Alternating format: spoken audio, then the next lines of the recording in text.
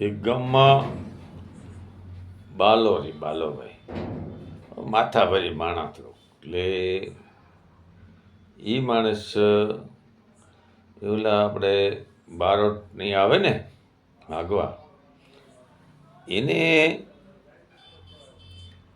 કે મને મારી કવિતા ઉતારી. બોલો કે ભાઈ તે કંઈક સારું પરાક્રમ કર્યું હોય તો તમારી કવિતા ઉતરે ને કેવી રીતે મારે ઉતારવી? તો તું ગમે એમ કરી એમ જીદ કરીને રોક્યો ને પછી પરાણે કે મારી કવિતા જ કરી દે. તો તું 5 માણસો ભેગા હોય થાય તો કવિતા કે આપણે ઉતારી શકીએ કે એમને એમ ન ઉતરે.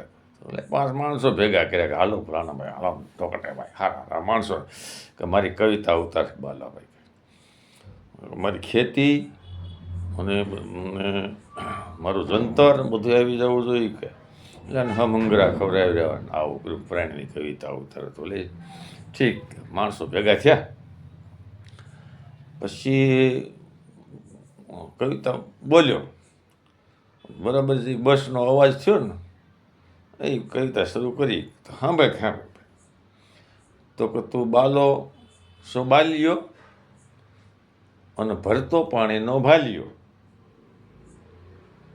ખંભે રાખતા ધોહરો અને ખીલીએ રાખી રાહે, ગેબનો ગોળો ફૂટશે ને તે જંતર વગાડતો જાય. એમ કરી બસમાં બેસી ગયો.